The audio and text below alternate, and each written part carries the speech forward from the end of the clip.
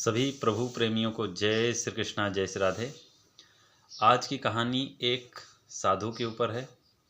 एक साधु थे, उन्हें बहुत ज़ोर से भूख लगी थी। तो वह एक गांव में जाते हैं और एक घर का दरवाज़ा खटखटाते हैं। तो वहाँ से एक बहुत सुंदर स्त्री निकलती है। तब ये संत जो थे, साधु थे, कहते हैं कि मुझे बहुत ज़ोर से भूख लगी है, कुछ खाने को दे दो। तो वह स्त्री इनको बड़े प्रेम और आदर के साथ इनका आदर सत्कार करती है और बहुत ही स्वादिष्ट भोजन बना करके इनको खिलाती है। साधु भोजन करते हैं और वहाँ से अपनी कुटिया के लिए वापिस आ जाते हैं। अब साधु के मन में वही विचार घूम रहे थे कि कितनी सुंदर स्त्री है, कितना स्वादिष्ट भोजन कराया, यदि इससे मेरा विवाह हो जाए तो कितना अच्छा जीवन होगा। इस तरह से इनके मन में रात भर ख्याल आया।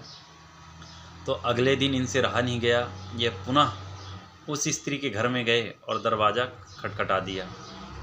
स्त्री पुनः जब दरवाज़ा खोलती है तब यह पुनः कहते हैं कि मुझे आज भी बहुत ज़ोर से भूख लगी है, कुछ खाने को दे दो। स्त्री ने उसी तरह से इनका आदर किया, सत्कार किया और इनको भोजन कराया।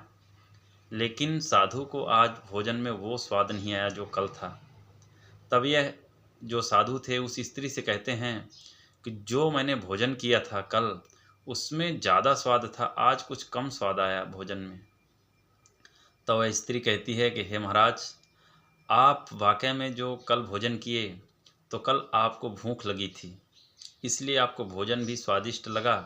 लेकिन आज जो आप भोजन किए हैं ना, तो आज आपको भूख नहीं है, आपकी नीयत में भूख है। आज आप बहाना करके आए हैं, इसलिए आज आपको भोजन भी अच्छा नहीं लगा। साधु की आंखें नीचे झुक जाती है और साधु वहाँ से वापिस आ जाते हैं।